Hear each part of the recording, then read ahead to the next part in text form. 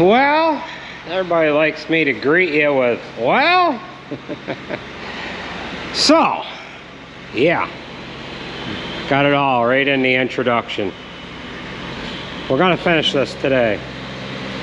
We have the rails built. If you followed along in the last video, we built the rails, installed the winch, put the pulley up on the front. Now we are going to weld the tail hinge plates to the angle iron frame. I don't know, I think I've got to cut some of this angle off, and we're going to weld something up in the front so that that hoist can't creep past the sills. We're not going to weld the hoist down right at the moment because I have to take this unit off and paint it. So we'll get the tail hinge welded in, get our cable wound up around the winch. We'll weld a piece of angle iron in here so that this hoist can kind of hit against it when we raise it up, because we don't want to weld this down yet. And then we'll run down and put the box on this, get it in position, and then we will put our bolt tabs on the rail system. And then we'll have to take the box off, take the rail system off, and paint it. And then put it all back on, put the box back on, so on and so forth. So that is where we are at right now. So we're going to go ahead and get some welding done quickly. I've got the batteries unhooked. We'll get this tail hinge welded in, and then get our cable wound up and get that box on there. So we'll join up with you in a little while here. Well, this is all welded down on the back here. I've got a little bit of welding to do on the inside, but I can do that when it's upside down once we take this off. So we have a length of cable on our winch. We got it wound, and now we're going to go down and put the silage box on, and then bring that up to the shop here and measure out the tabs, get them on there, and then take it all back apart again. So we'll go ahead and head down to the lower bunk where that silage box is at, and we'll go ahead and get that into place here.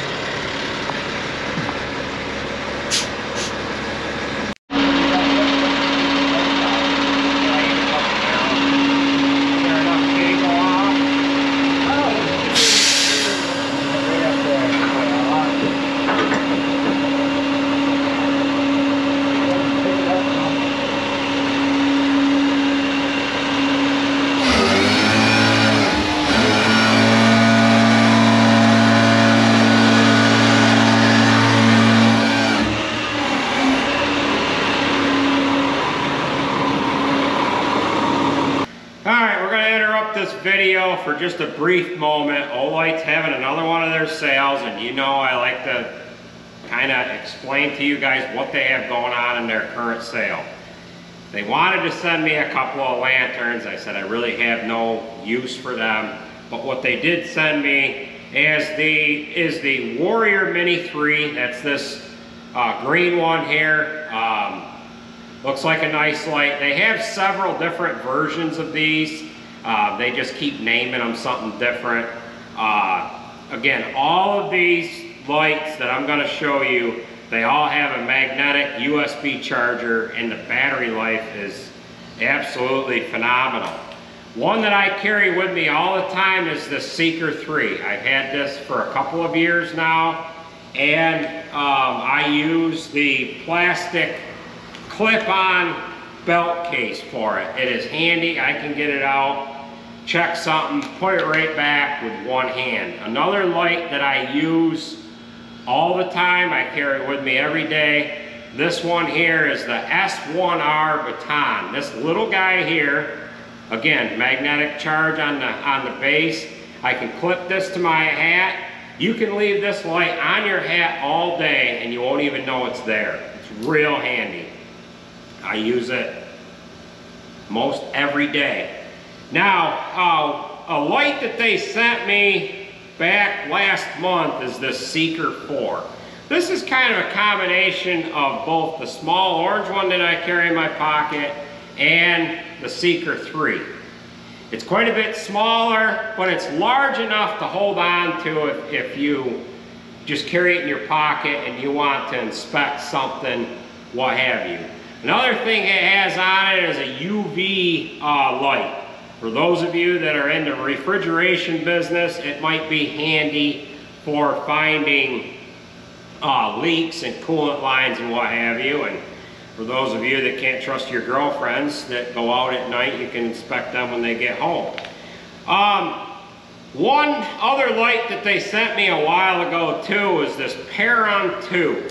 And this guy here has a light beam coming out of the side of it or out of the front of it instead of on the end. It's very similar in size to the S1R Baton. This one here, you can either use it on a headband. For those of you that don't wear a hat, you might find that it's handy to put on a headband.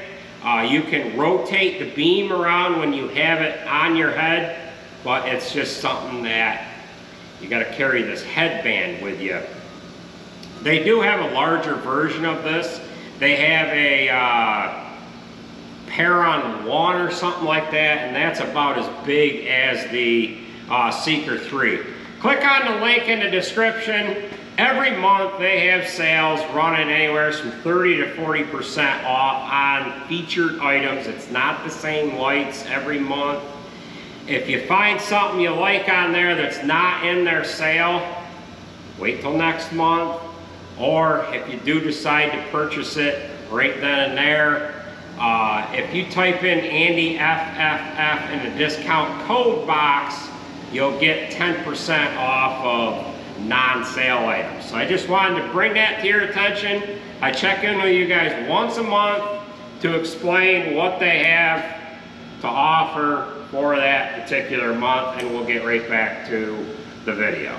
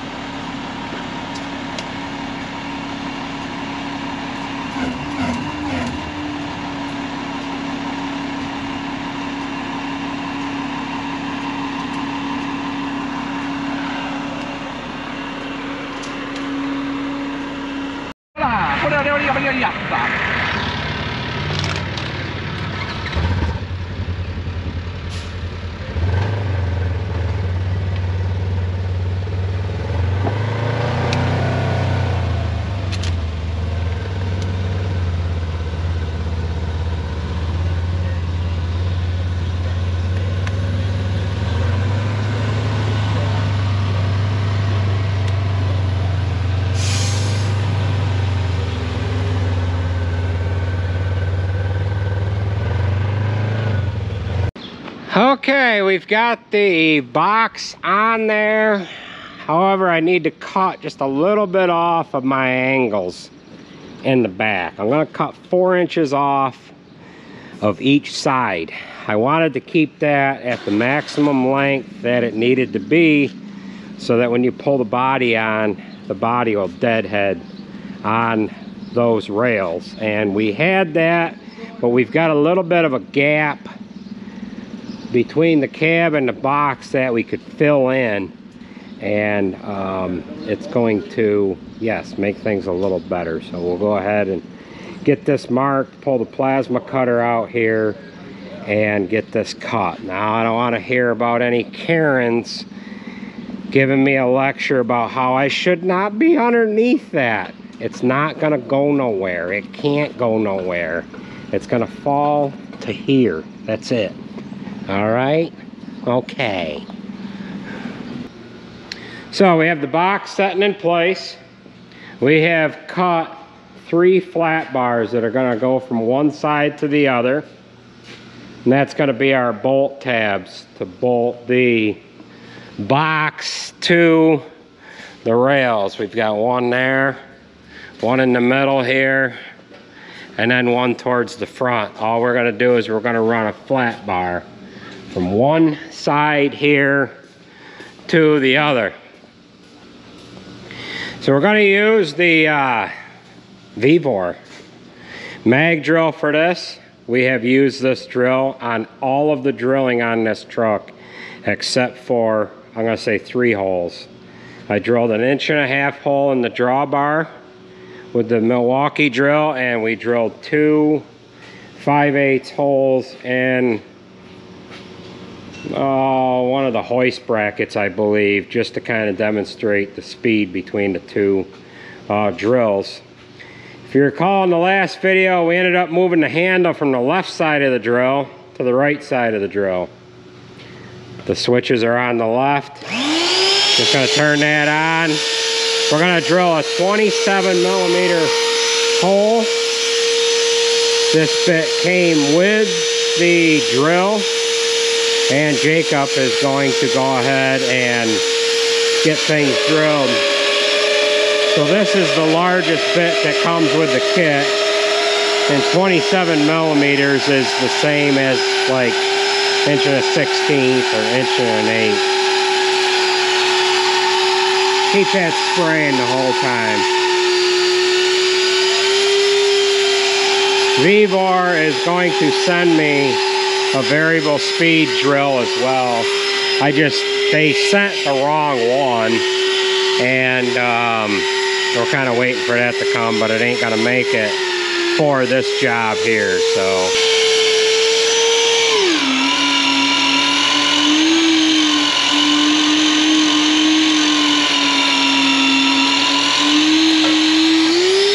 Alright, so it was a little slow drilling that hole. I don't know what kind of quality these bits are, so we'll go ahead and turn this around. It'll drill the hole in the other end, and then we'll mark out our other pieces.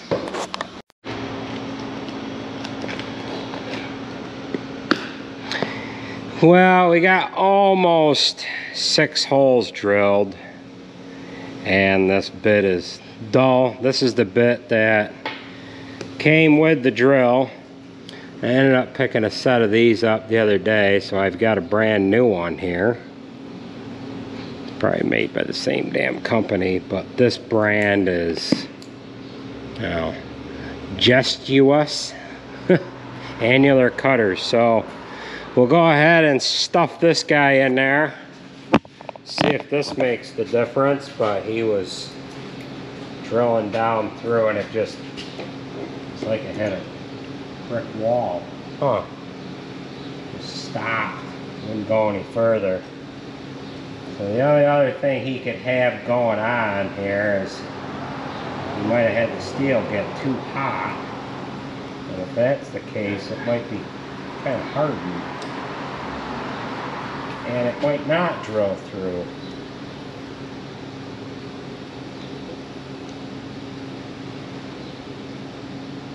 Let's go go ahead and try that.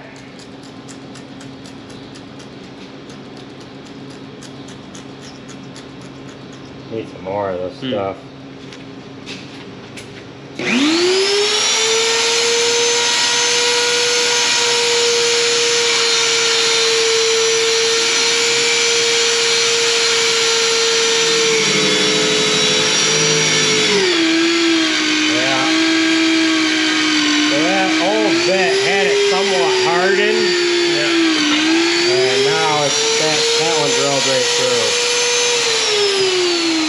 What's a drill? Yeah, it's the cheap bits that come with this drill, which I'm surprised they do as good as they do, you know? Yeah. So.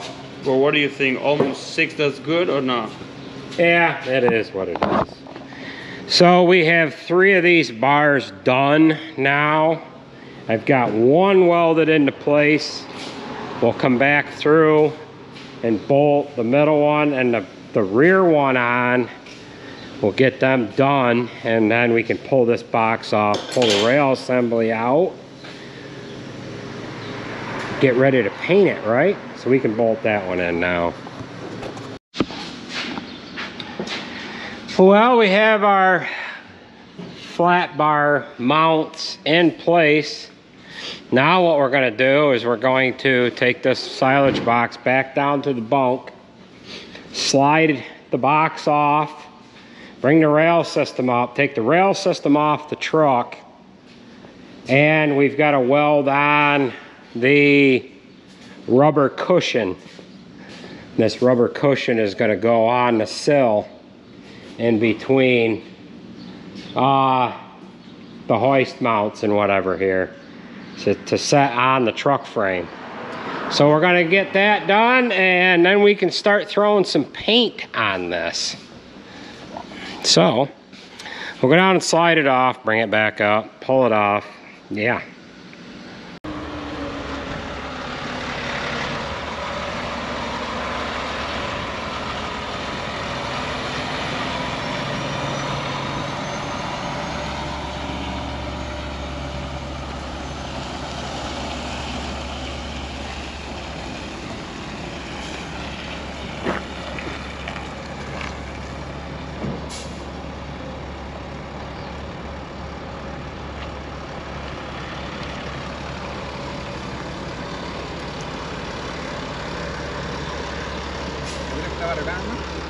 Él lo estaba arreglando.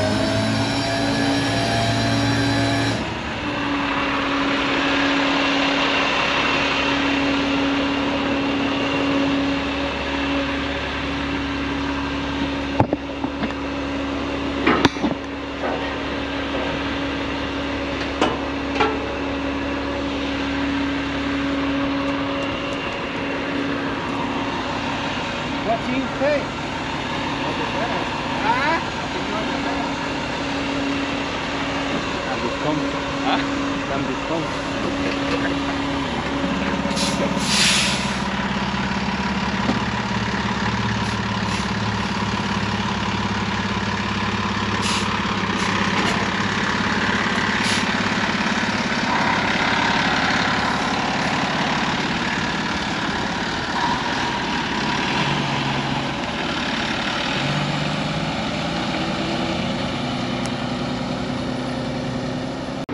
Well, we're getting down to the end here.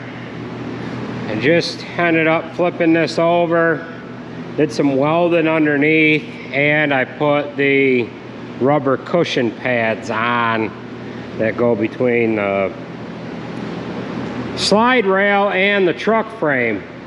So what we're gonna do now is flip it back over, and we're gonna shoot some primer on this and the chassis, like the hitch area and the hydraulic valve body on the truck. I don't know if I'm gonna be able to throw paint on this tonight or not. I might have to wait and do that tomorrow. It's all gonna depend on how fast this primer dries. I am gonna be using, oh, what the heck is this? This is an epoxy primer. It should dry pretty quick, but it is real humid out as well. So we're gonna flip this back over and get the floor swept, and then get this in some primer anyway, and then maybe, hopefully, some paint as well. Well, that's what it looks like with one coat of white epoxy. Well, it's probably gray. It's actually gray. Gray epoxy primer. So I'm gonna roll it over, hit the underneath, and then flip it back over and throw the paint on. So we've got the chassis on the truck done as well. That's outside here.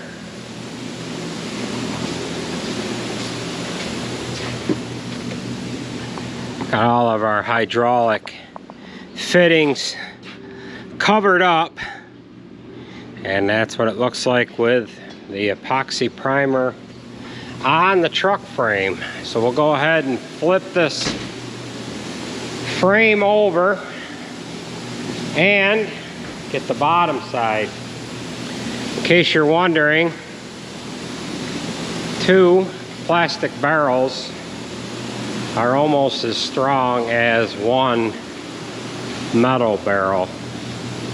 So we're starting to fold up a little bit here, and I better hurry up and get the weight off of it. This weighs about 1,250 pounds. So, yeah. Well, we've managed to get it all in black. I went to shoot the primer and I said, oh boy, I hope I have black paint. I had a gallon of commercial coatings, or no, a half a gallon of commercial coatings left. That's a Martin Senior Napa paint. And I had some Tractor Supply, a gallon of Tractor Supply black, gloss black, and that's what is on the framework. I put about 3/4 of a gallon on that, and we ended up with about 1.5 quarts on the chassis of the truck.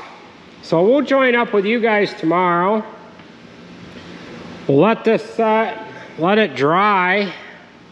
Hopefully first thing in the morning we can get this moved over onto the chassis and finish the final fit up. So we will join up with you guys tomorrow. Well, here we are the following morning, and we are just getting ready to set this on the truck. We need to hurry up and get all this put back together. We're actually going to start chopping second cutting hay today, so I've only got a little bit of time to get this put together. So we're going to work quickly here to get this on there. We'll just back the truck in underneath, pin the tail hinge, and then we have to weld the hoist to the angle iron sills, and then we can slide the box on, bolt it down, and roll it out of here. So we've got a couple of steps to go between here and there, but we're gonna get to it here quickly.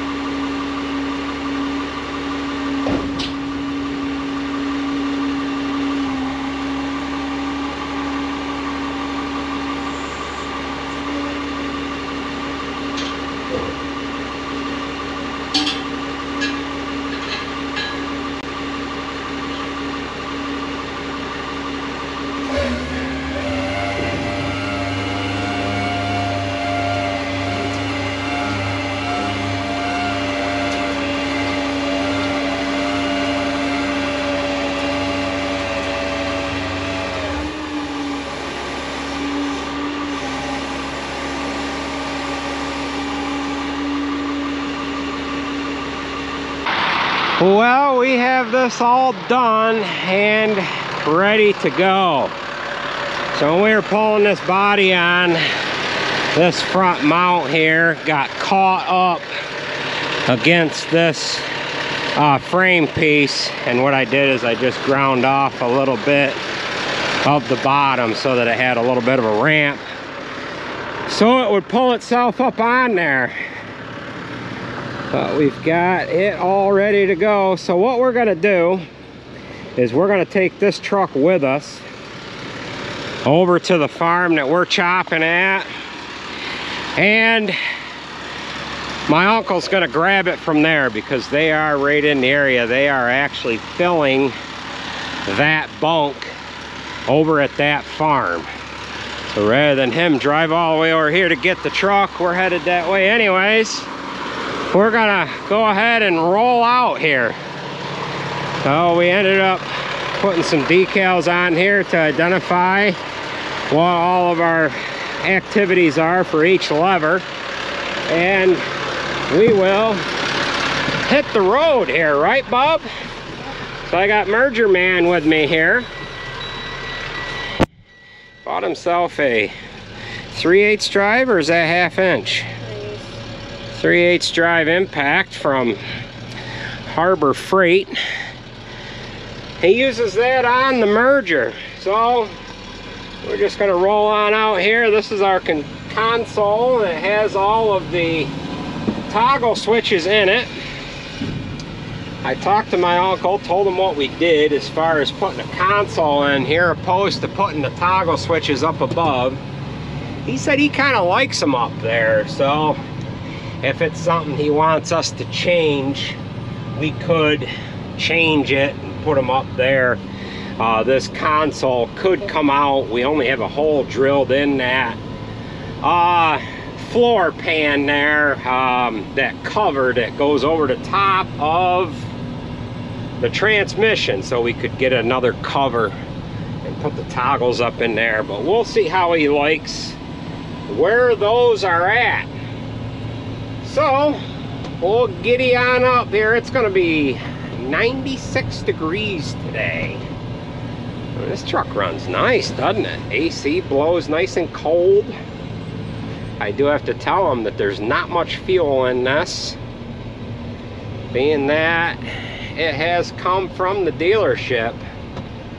They should have filled the tank up for him, shouldn't they have? Yeah. All right, so we'll be to the field here in a while. We'll drop this off and get started chopping here. We thought we were going to have this truck done here yesterday, but the paint was just a little tacky yet.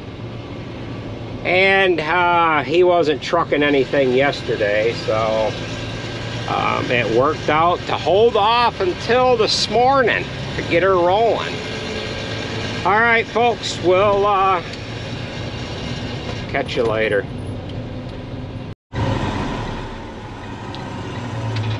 Well, we are just getting over here to the Cleverly farm. We should be chopping that here in a little while. This is where we have our chopper parked. My uncle puts the feed up for this guy. They're chopping a couple miles to our left here. And they are filling that bunk right now. So we're gonna park this out of the way. They're gonna come over and get it. And we'll get the knives sharpened on the chopper. Get Andrew and Nate to the mergers. And we'll be able to get chopping.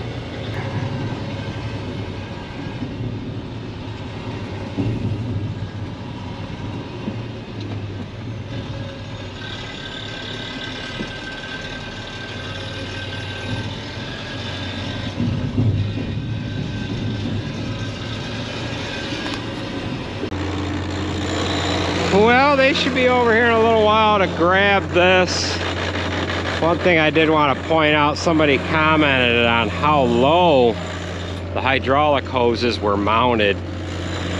So, well, I don't think they're any lower than anything else. We do have them droop down a bit right there, but they're not any lower than the fuel tanks. They're maybe an inch or two lower than the air tank. But I think what they were getting at is the mounting on the frame there. They're higher than the air tanks. So, with that being said, that is gonna do it for this video. I want to thank everybody for watching, and we will catch you at the next one.